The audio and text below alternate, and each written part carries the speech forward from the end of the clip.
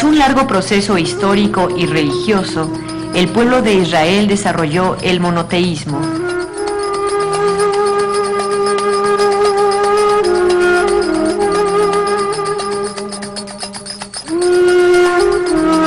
El monoteísmo hebreo o judío se desarrolló en un contexto en el que todos los pueblos o civilizaciones eran politeístas.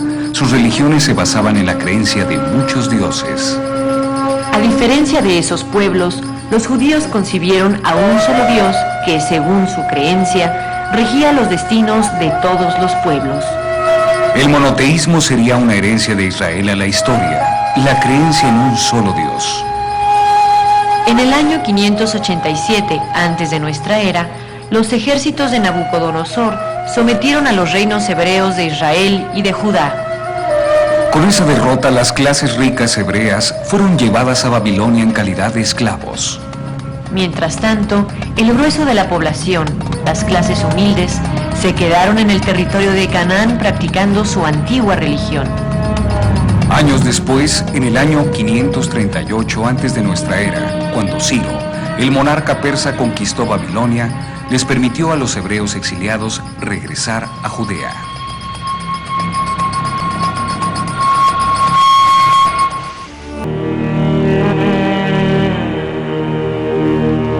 El emperador persa había dado su licencia para que los judíos de Babilonia regresaran a sus territorios en Palestina. Algunos aprovecharon esa licencia, pero muchos no regresaron. Esto creó una nueva división entre los hebreos, aparte de las antiguas divisiones tribales. Tanto los judíos residentes en Palestina como los que se dispersaron, estos últimos conocidos como judíos de la diáspora, fueron recibiendo al paso de los años influencia de las culturas del cercano oriente con las que convivían. De todas las influencias, fue la cultura griega o helénica la que tuvo más trascendencia en los judíos dispersos. Esto fue posible debido a que Alejandro Magno de Macedonia difundió la cultura helénica por todo su vasto imperio, en el que había diversas colonias judías que adoptarían muchas de las costumbres helénicas.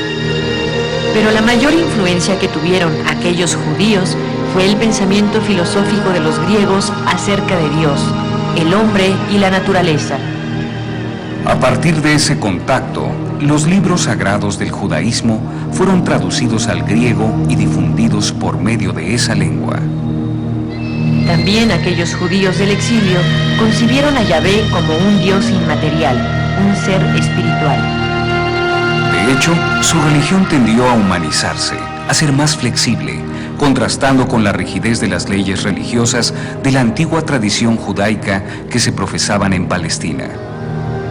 Sin embargo, a principios de nuestra era, en la propia Palestina, se había iniciado ya un cambio en la religión que dividiría definitivamente a los judíos. Hacia el siglo I antes de nuestra era, Roma dominó a Palestina. Fue esa dominación romana y las anteriores luchas, así como la carencia y la pobreza de las clases bajas del pueblo judío, lo que propició el resurgimiento de una antigua esperanza, la del Mesías, la del Salvador. Fue así como en las capas bajas de la población judía de Palestina y en el seno de su religión nació la semilla de una nueva religión, el cristianismo. Desde los primeros años de nuestra era, el cristianismo se presentó como una religión que no solo prometía la salvación entera, sino también un mundo en el que reinara el amor y la justicia. Ideas y sentimientos como la esperanza, el consuelo, la fraternidad y la igualdad hicieron que el cristianismo ganara cada vez mayores adeptos. Más que en territorio palestino, el cristianismo fue acogido fuera de él, difundiéndose por todo el Imperio Romano, incluyendo Roma, su capital. Debido a la tolerancia religiosa del Estado romano, las comunidades cristianas no tuvieron en un principio mayores problemas. En ese entonces, los cristianos constituían tan solo una secta religiosa más, de las muchas otras que existían en Roma. Poco a poco, el cristianismo se fue infiltrando y ya no solamente en las capas populares, sino también a través de sus esclavos en las clases altas e ilustradas de Roma. Así, paulatinamente, hacia el siglo III de nuestra era, el cristianismo se difundió ampliamente. Sin embargo, en su expansión, los cristianos tuvieron también que enfrentar serios problemas.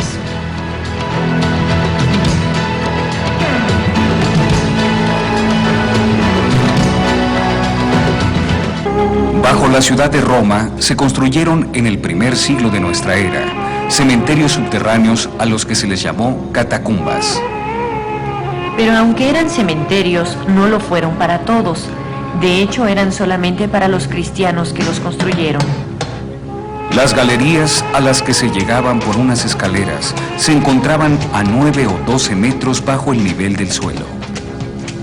A los lados de esas galerías se excavaban nichos horizontales unos sobre otros, en los que se depositaban a los muertos. También, dentro de esos subterráneos de tramo en tramo, había pequeñas cámaras que sirvieron de capillas y refugio a centenares y aún miles de cristianos, sobre todo a mediados del siglo III de nuestra era, cuando el Estado romano ordenó su persecución. La costumbre de dar sepultura a los fieles cristianos en las catacumbas continuó en Roma hasta el siglo V de nuestra era. Después, las catacumbas fueron saqueadas por los ejércitos bárbaros que invadieron al Imperio Romano, esperando encontrar en ellas ricos tesoros. Esos cementerios subterráneos, las catacumbas, son hoy un testimonio. La difusión de las enseñanzas cristianas durante los primeros siglos de nuestra era tropezó con graves problemas. La actitud del Estado romano no siempre fue favorable hacia los cristianos. Menos aún cuando estos se negaron a reconocer la divinidad de los emperadores romanos. Así, hubo periodos en que el imperio realizó grandes persecuciones, en los que los cristianos tuvieron que esconderse para practicar su culto o para no ser sacrificados. Sí. Con el gobierno del emperador Diocleciano, la tolerancia religiosa para con los cristianos llegó a su fin. El conflicto se derivó cuando la comunidad cristiana se negó a reconocer al emperador del Imperio Romano como un ser divino considerado así por el Estado y pueblo. Como represalia, Diocleciano ordenó que fueran disueltas las comunidades cristianas y destruidos sus textos e iglesias. Pero volviendo a negarse los cristianos en reconocer la supuesta divinidad del emperador y en hacer sacrificios a los dioses romanos, fue cuando Diocleciano ordenó su persecución.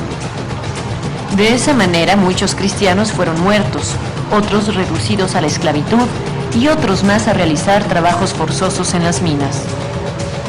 Después de casi 9 años de intensas persecuciones, con la muerte de Diocleciano y de su sucesor, la comunidad cristiana volvió a la tranquilidad. Y de ser una religión perseguida, el cristianismo fue declarado como la religión oficial del Imperio Romano.